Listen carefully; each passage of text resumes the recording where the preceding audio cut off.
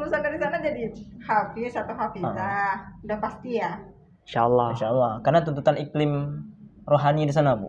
Oh, iklim rohani. Iklim rohani ya. Jadi tuntutan iklim rohani di sana bisa memacu kita untuk menjadi penghafal Al-Quran, bisa memacu kita menjadi orang ahli kitab. Misal ahli kitab dari segi pandai baca kitab, bukan ahli kitab kitab Injil.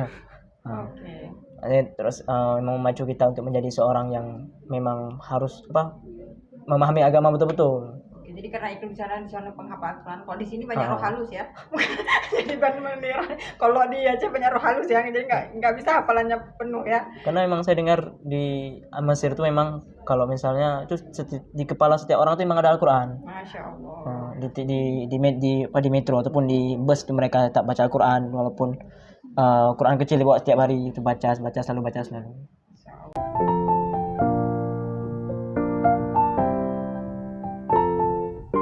Halo, assalamualaikum warahmatullahi wabarakatuh. Kembali lagi dengan saya Mina di Madu LCTV Madrasah Darul Ulum Literasi Klub LCTV. Sudah lama ya pemirsa Madu LCTV kita nggak tayang ini karena Ramadan, juga siswa di Darul Ulum juga libur ya. Jadi tentu podcast kita juga sepi-sepi amat gini. Nggak sepi-sepi amat nih, kita culik nih alumni Darul Ulum yang mau berangkat ke luar negeri. Pasti penasaran kan ke negara mana. Jadi beliau ini ya, dua tamu kita yang luar biasa ini merupakan alumni Darul Ulum angkatan 2021.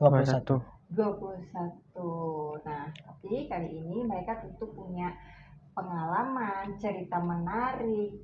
Kenapa sih harus memilih S1 atau melanjutkan pendidikan ke luar negeri? Yuk kita sapa dulu yuk sama bintang tamu kita yang spesial hari ini. Assalamualaikum. Siapa namanya Ibu? Siapa namanya? Tarik Faiz. Tarik Faiz. Panggilannya? Tarik.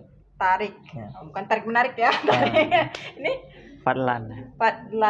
Bukan Fadlan Zon ya. Fadlan. Jadi Fadlan apa? Teguh Fadlan Riansyah. Teguh Fadlan Riansyah. Oke, ada Tarik, ada Fadlan. Baik, dari ke ini dulu deh, ke Tarik dulu sih. Tarik, kenapa sih kamu tertarik untuk kuliah ke Mesir gitu loh, melanjutkan? Terus kamu ini kan 2021 tuh lulusan dari Darul Ulum. Kamu ngapain aja sih 2 tahun? Kok nggak lanjut S1 gitu? Berarti boleh cerita panjang nih, Bu? Boleh lah.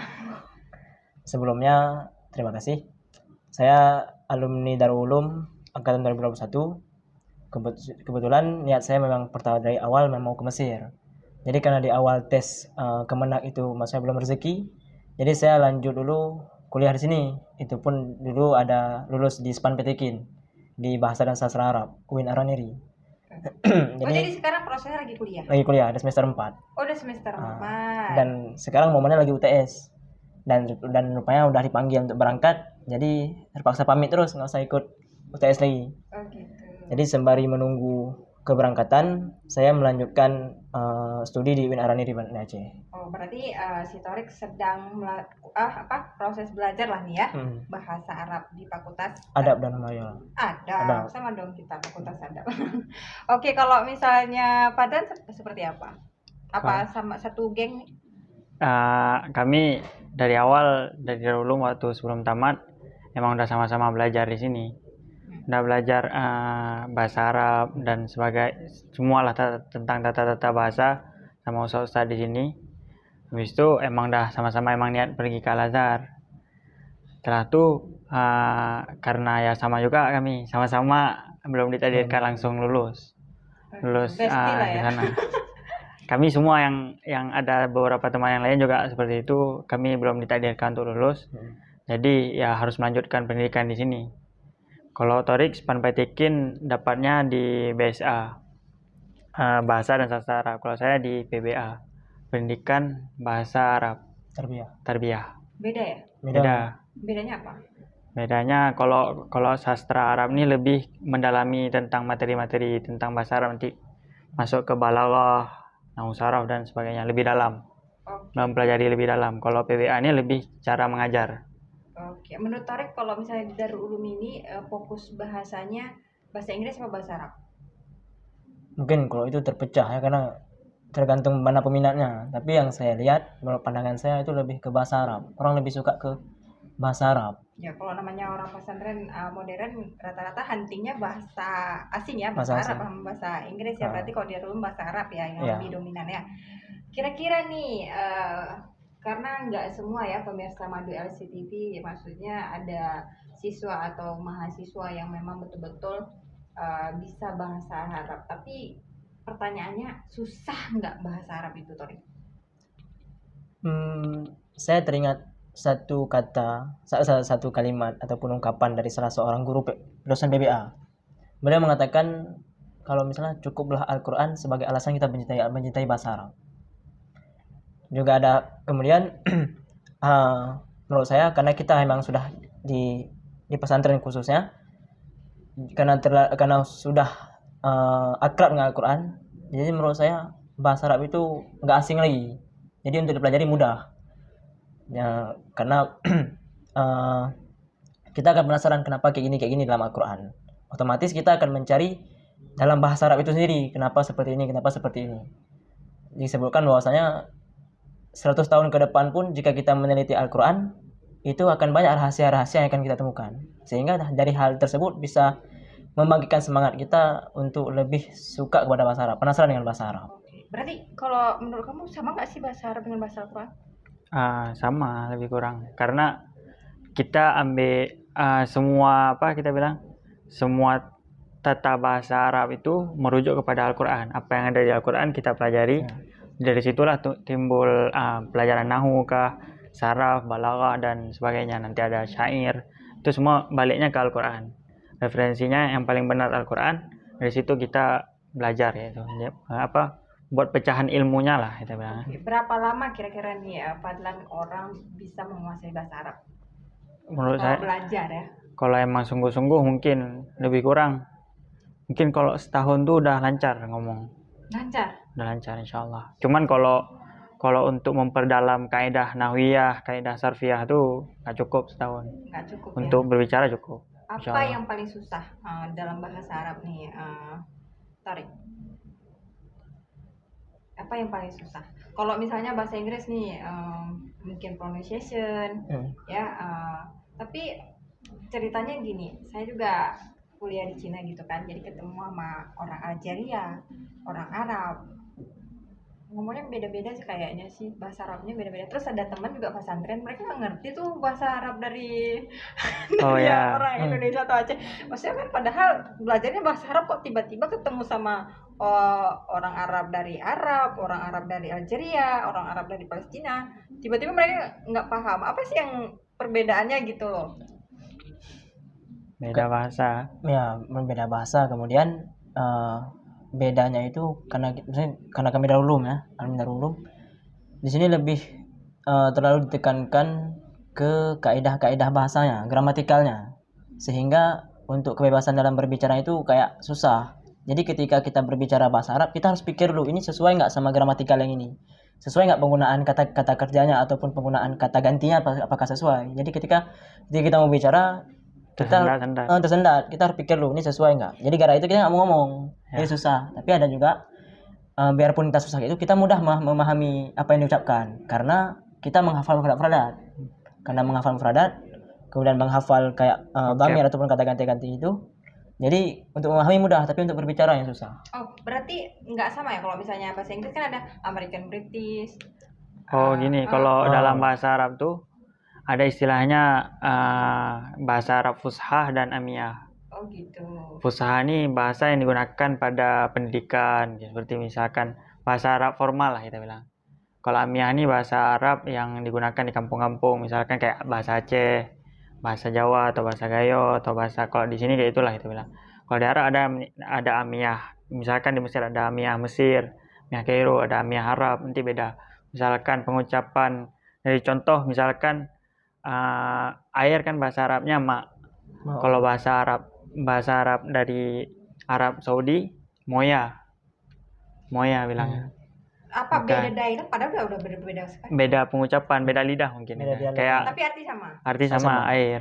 Arti sama ya. Artinya air. Artinya tambah ribet dong kalau misalnya bahasa Arabnya, karena banyak, bukan sekte sih, apa namanya? Banyak dialeknya ya. Ya. Hal itulah yang paling betul yang mana? Fushah. Fusha ini yang digunakan misalnya kalau kamu ketemu sama orang Arab, ketemu sama orang mana aja yang bisa belajar bahasa Arab, semua Baca orang bisa fusha. ngerti gitu loh. Fusha.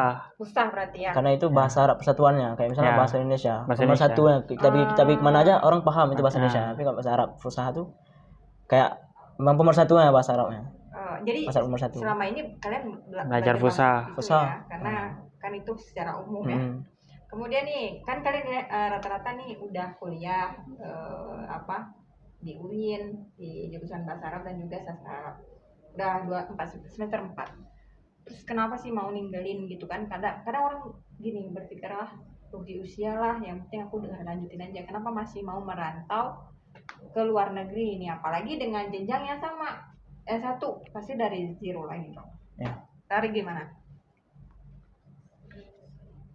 Tarik. Oh ya, lupa.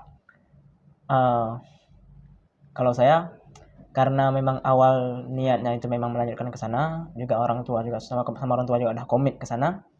Jadi di sini itu sebagai selingan, dan ketika saya pilih jurusan di sana pun itu sesuai dengan apa yang saya di sini. Oh gitu. Jadi sejalan. Jadi makanya saya nggak mau meninggalkan UIN dulu, UIN di sini sebelum pasti berangkat. Oh, gitu. Jadi sejalan. Walaupun ulang dari nol, tapi alhamdulillah ada gambarannya bagaimana kedepannya nanti. Kalau Fadlan seperti apa? Kalau Fadlan kayaknya ikut-ikutan nggak? Kalau kami ikutin karena bestinya udah berangkat, ya jangan tinggalin gue dong. Nggak ya itu juga. Kayak gitu ya. Kami kalau saya karena emang kalau lebih kayak masuk ke UIN pun setengah hati, karena emang ya dari awalnya emang niatnya ke Mesir. Oh gitu. Jadi kamu nganggap ini UIN-nya setengah hati nih? Emang nggak hatinya kemana? lebih nggak niat malah. Lebih nggak niat. Lebih ke nggak niat. Durhaka banget nih jadi anak UIN. Jadi niatnya betul-betul. Niatnya emang ke Al-Azhar. Dan selama kan kemarin tuh waktu semester 1 semester 2 tuh kami lagi penyetaraan bahasa. Oh gitu. Istilahnya ada kayak bimbel lah kita bilang untuk menyetarakan bahasa biar bahasa kami itu bisa dipakai di kuliah di Al-Azhar. Jadi emang semester 1 semester 2 tuh sekalian dengan itu. Jadi biar nggak terganggu fokus juga, sebenarnya emang dari awal pengen keluar. Cuma orang tua bilang nanti kalau kita keluar nanti misalkan udah selesai belum jatah berangkat gimana. Jadi gara-gara itu nggak langsung keluar. Artinya setengah hatinya itu karena udah lulus aja nih bilangnya setengah hati. Kalau nggak lulus nggak berani bilang setengah hati. Kalau nggak lulus pun emang nggak ada niat, sebenarnya ada ikut bimbel juga. Kan kalau belajar nggak perlu di kuliah juga. Asik. Oke. Sama nggak sih universitasnya dua-dua nih sana? Sama Al-Azhar. Ya, universitas terbaik di sana Universitas Al-Azhar. Tertua di dunia. Tertua di termasuk dunia. ada yang lebih tua lagi. Niatnya hijrahnya untuk apa? Niat hijrahnya untuk apa? Untuk belajar. Kalau Tari? Niat saya ini niat mungkin privasi ya. Ya, kan merantau. Ya motivasinya apa sih gitu? Kalau misalnya motivasi milih bahasa Arab boleh nggak, Bu? Logat tuh Arabnya. Nggak maksudnya motivasi memilih jurusan bahasa Arab. Oh, boleh. Kirain pakai bahasa Arab juga boleh. Ya, padahal pakai bahasa Arab juga jelasinnya juga boleh. Jadi tapi Bu nggak paham. Gimana? Kalau misalnya motivasi ke sana itu karena termasuk universitas tertua, juga banyak melahirkan banyak ulama dari segala bidang keilmuan, entah itu linguistik, lughah, kemudian ada kedokteran dan sebagainya. Jadi sudah banyak contoh-contoh yang bisa kita lihat. Motivasi itu juga banyak dari pengajar-pengajar Darul Ulum, juga banyak dari alumni sana. Jadi ada semangat, ada pemantik semangat untuk sana. Kemudian macam saya bilang tadi, kalau misalnya alasan saya memilih bahasa Arab di sana karena Al-Quran tadi, saya penasaran bagaimana rahasia Al-Quran dari segi gramatikalnya, dari segi uslub-uslubnya itu maksudnya yang memotivasi saya ke sana. Karena pun di sana kan juga negara-negara Arab, jadi memang berbahasa Arab ngomongnya. Semua pula al-lugatu Arabiyah lah ya. Hidup dengan Arab, hidup dengan bahasa Arab. Oke, kalau misalnya kamu nih Fadlan, apa sih sebenarnya motivasinya? Apa pengen dapat istri di sana gitu? Atau udah bosan lihat orang Aceh? Atau udah bosan disuruh di rumah mungkin kerja sama orang tuanya, udah pergi aja. Gimana? Motivasinya karena sering pertama ya dari Mungkin saya dapat motivasi untuk berangkat ke Mesir tuh dari kelas 2 MSN. Oh, kelas 2 ya. Udah terpendam ya. Udah lama.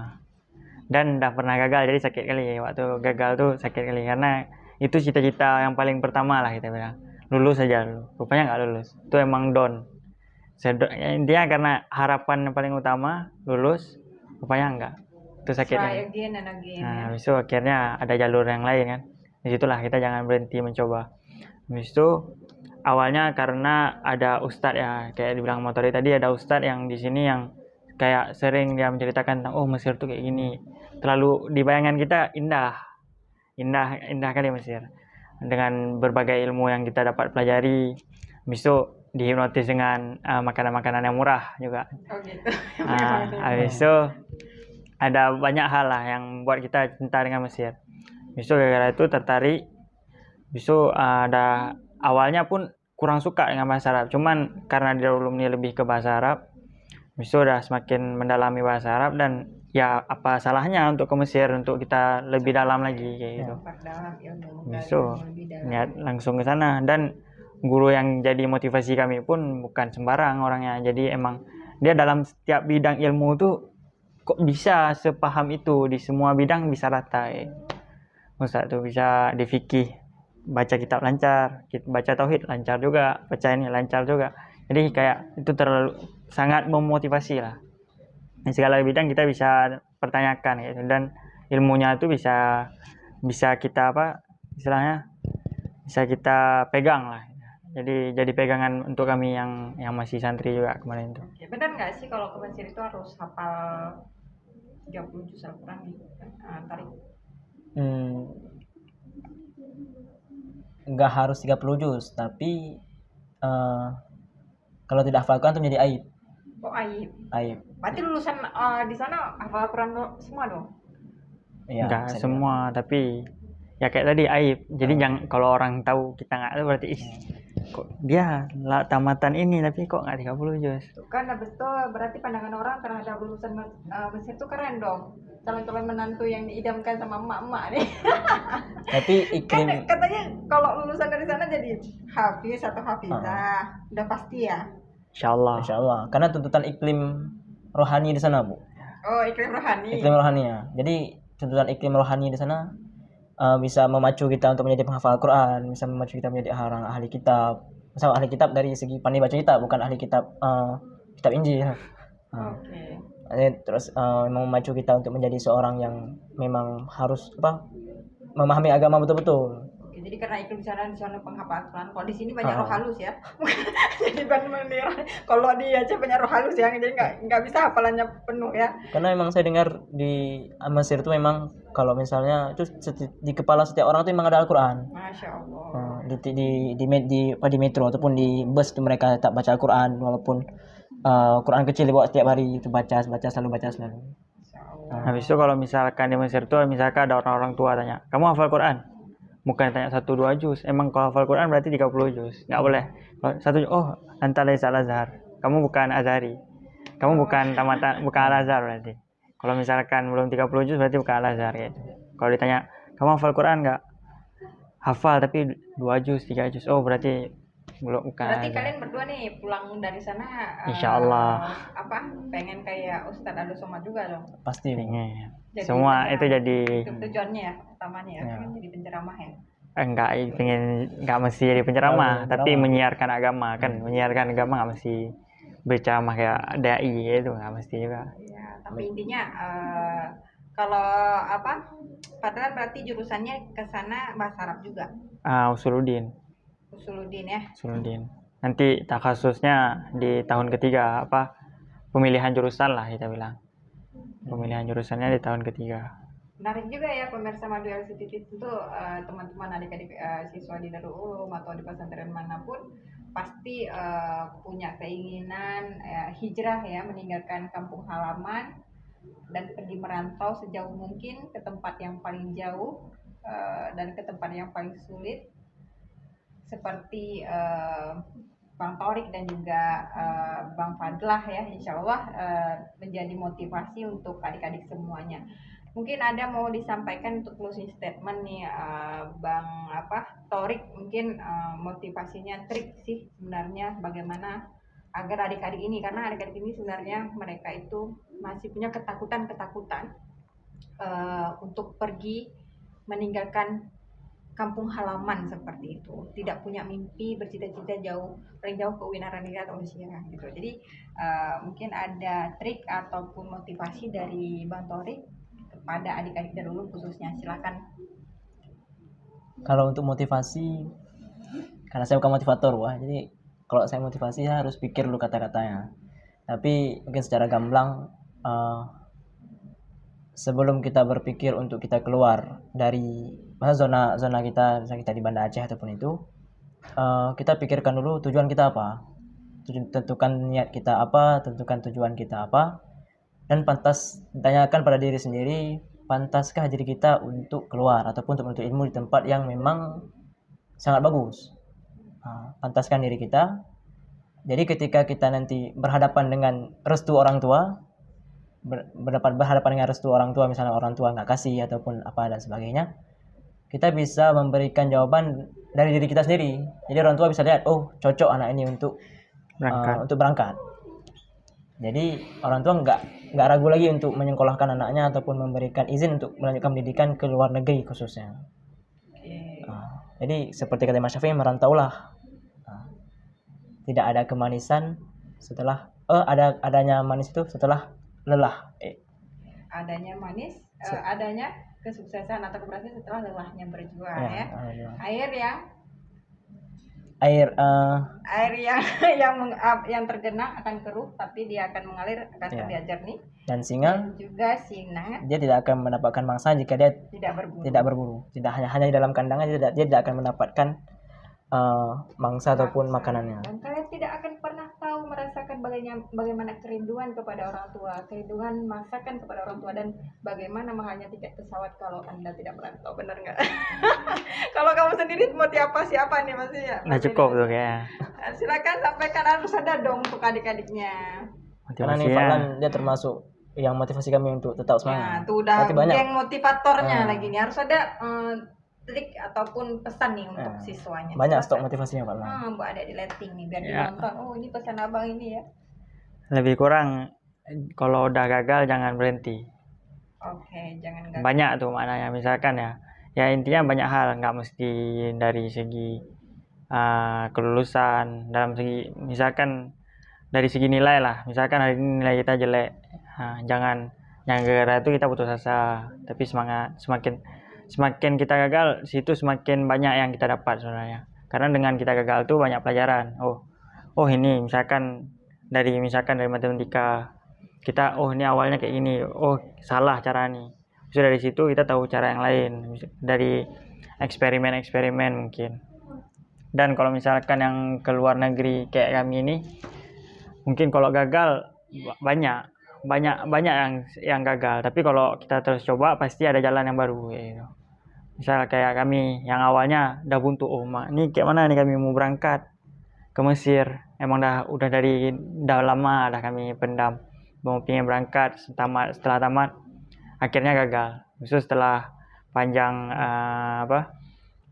panjang perjalanan akhirnya dibuka lah studi ilmu bahasa Arab tadi yang dinamakan Pusiba lah, yang kami lewati. Setelah bimbingan pembelajaran bahasa itu bisa berangkat juga. Mungkin kalau jalur lain ada cara yang lain juga. Baik, terima kasih Torik dan juga Fadla ya atas waktunya. Menarik sekali ya cerita kita hari ini. Singkat, padat, jelas dan juga berisi. Tentu ada satu kata nih dari saya ya, cita-cita itu seperti orang yang jatuh cinta. Kalau kamu tidak mewujudkannya, maka akan ada orang lain yang mewujudkannya.